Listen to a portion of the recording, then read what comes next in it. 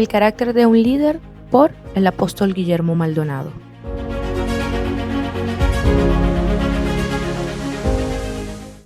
Introducción.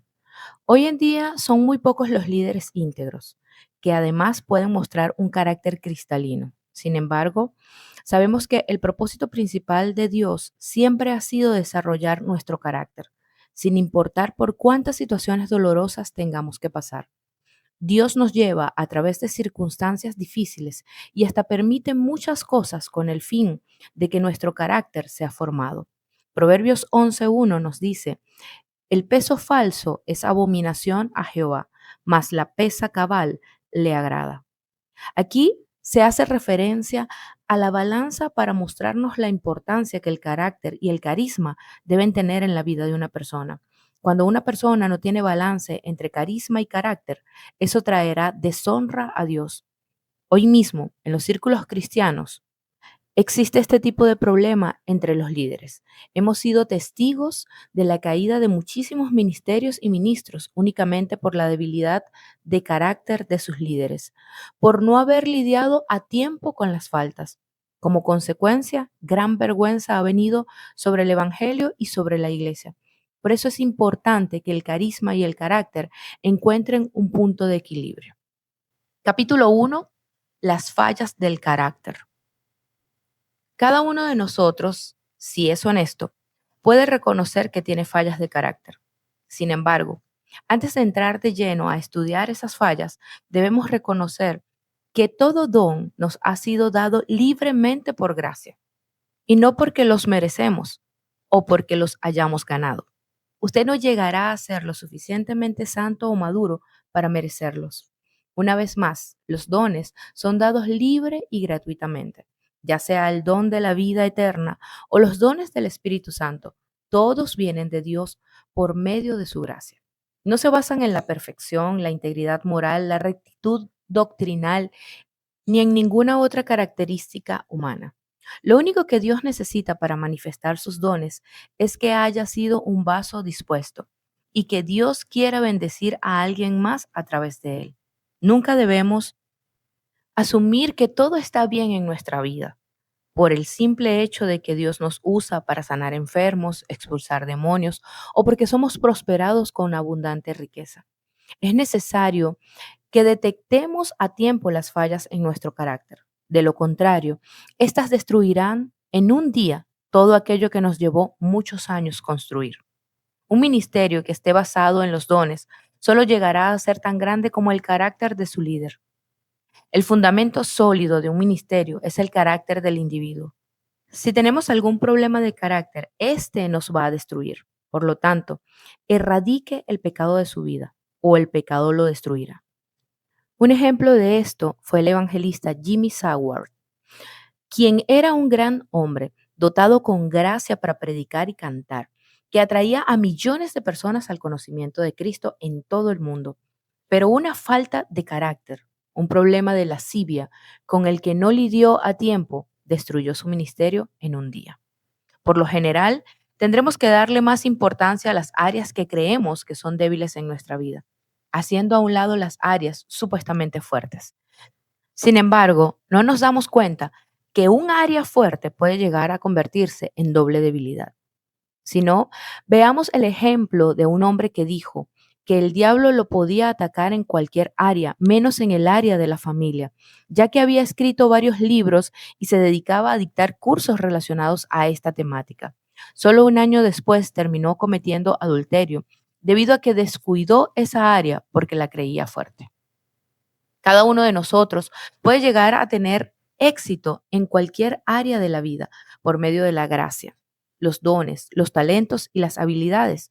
Otros pueden llegar a la cima gracias al carisma o a una cara bonita, pero cualquiera que llegue al éxito debido a estos factores no puede permanecer arriba por mucho tiempo. Lo único que nos lleva a permanecer en la cima o con éxito en la vida es el carácter. El éxito solo persiste cuando viaja acompañado de un sólido carácter.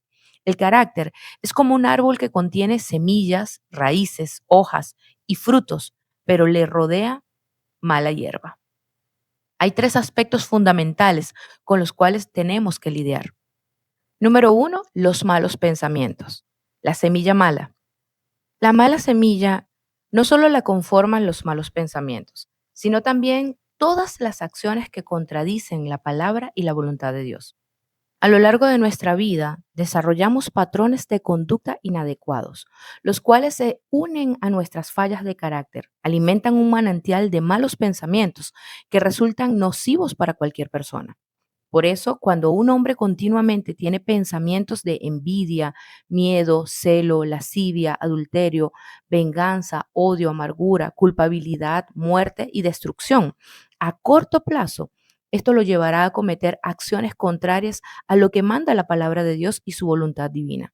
Según la Biblia, la mente es el campo de batalla y el enemigo no pierde tiempo y lo bombardea día y noche con pensamientos negativos. Estos son como pequeñas semillas de maldad que nos llevan a pecar contra Dios. Si rechazamos esas semillas, no le damos oportunidad a que esos malos pensamientos nos conduzcan a actuar de forma negativa. Recordemos que para que algo se pueda ejecutar, primero se tiene que meditar. De ahí que continuamente debemos llevar todo pensamiento a la obediencia a Cristo. Número 2. Actitudes negativas. Hierba mala. ¿Qué es la hierba mala? La hierba mala representa las percepciones y actitudes inapropiadas, las cuales se hacen evidentes cuando ofrecemos una respuesta. No son bíblicas. Antes, por el contrario, activan atributos negativos. Toda actitud que proviene de malos pensamientos nos conducen a actuar y a reaccionar de manera opuesta a la palabra de Dios.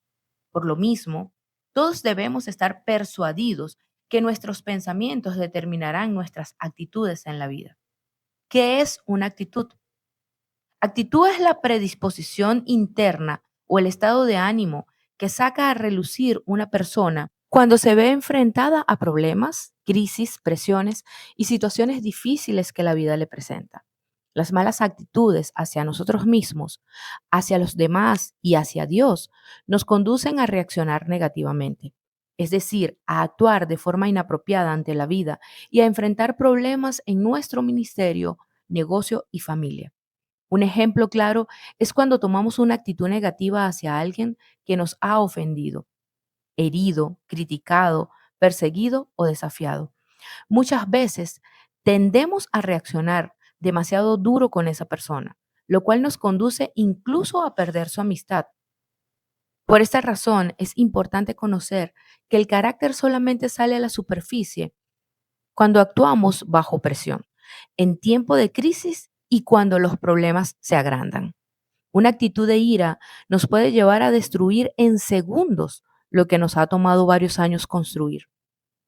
Si buscamos un ejemplo bíblico, encontramos el caso de Moisés, a quien por golpear la peña con su vara en un arranque de furia, Dios no le permitió entrar a la tierra prometida. Número 3. Las intenciones y motivos equivocados. Raíces malas. Cuando los problemas se hallan alojados en las raíces del carácter, es posible que otros provengan de herencia generacional, o sea, que bajan hasta nosotros a través de la línea sanguínea. En otras palabras, son maldiciones generacionales o iniquidades, raíces de pecado, maldad e injusticia, traspasadas a nosotros por medio del vínculo de la sangre, las cuales nos inducen a realizar cosas por motivos incorrectos.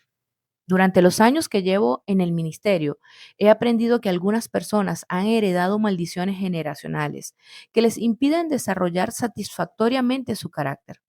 Si estas fallas se presentan repetidamente, se debe a la existencia de demonios encargados de propagarlas a través de la línea sanguínea, de generación en generación.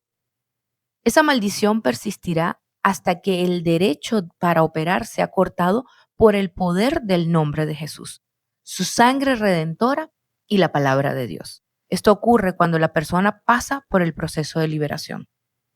Genética y biológicamente sabemos que una persona puede heredar fortalezas y debilidades de sus antecesores. Muchas de esas debilidades tienen raíces en el carácter de la persona y generan problemas muy profundos.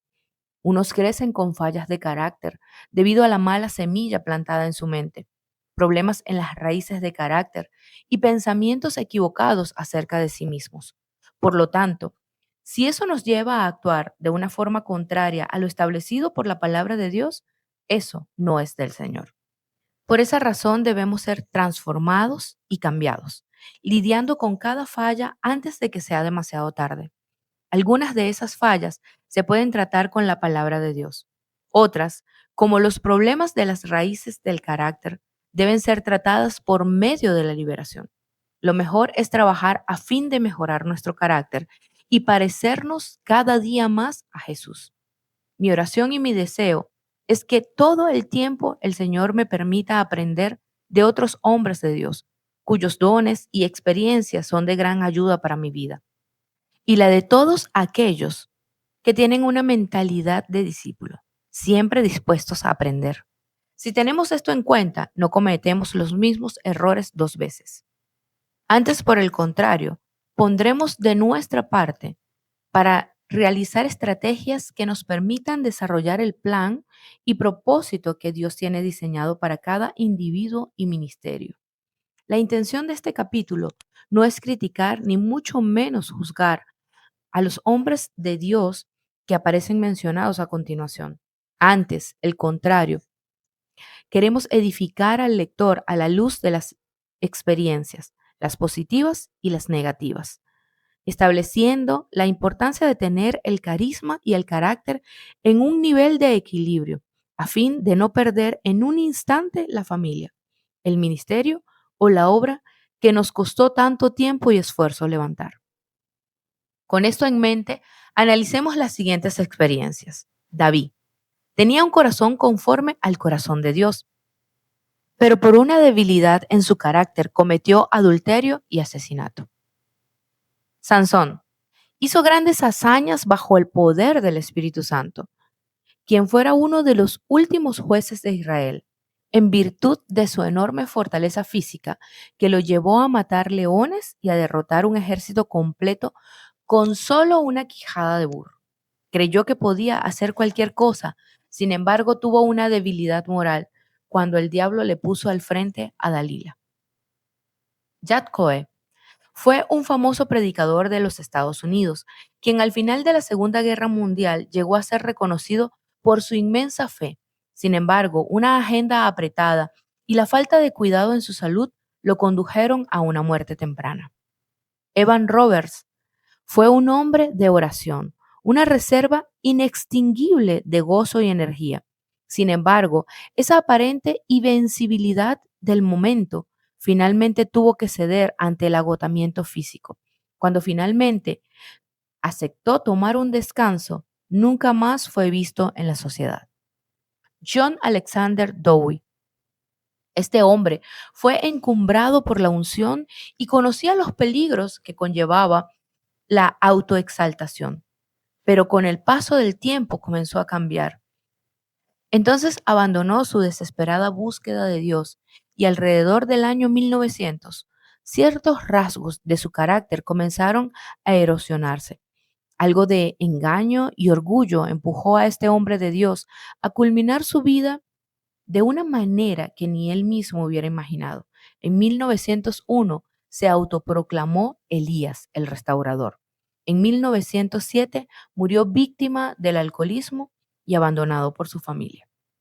Billy Graham fue un famoso predicador a comienzos de la década del 90, que cayó en dificultades financieras y debido a su ingenuidad y falta de cuidado destruyó su ministerio. Él mantuvo un estilo de vida simple y no utilizó fondos para su propio beneficio. Sin embargo, como escribe David Harrell, parece irónico que los problemas financieros hubieran caído sobre un evangelista que había esquivado el estilo de vida costoso. Braham evitaba las ganancias personales, pero no pudo protegerse de los malos administradores. A. Allen, aunque tuvo una niñez difícil, logró levantar un ministerio poderoso. Hijo de padre alcohólico, el predicador heredó la tendencia silenciosa de su padre. Cuando el estrés de su agenda lo trastornó, Fue arrestado por manejar alcoholizado. Allen murió debido a una falla en el hígado producida por el excesivo consumo de alcohol. Amy Semple McPherson, mejor conocida como la hermana Amy, fue evangelista canadiense, pionera en el uso de los medios, especialmente la radio, para la prédica del Evangelio. Ella permitió que el creciente agotamiento, los recurrentes ataques de soledad y niveles elevados de estrés le hicieran tomar decisiones en el tiempo incorrecto y trajeran críticas constantes de parte de sus seguidores. Existen varios ciclos que deben romperse a fin de perseverar hasta el fin en el cumplimiento del propósito de Dios. Entre ellos están el ciclo de la fatiga, que hace presa al individuo del desánimo; el ciclo de la desilusión, que puede llevar a la decepción cuando se ven resultados diferentes a los esperados; el ciclo de la prosperidad, que puede llevar a una persona a ser bendecida o corrompida.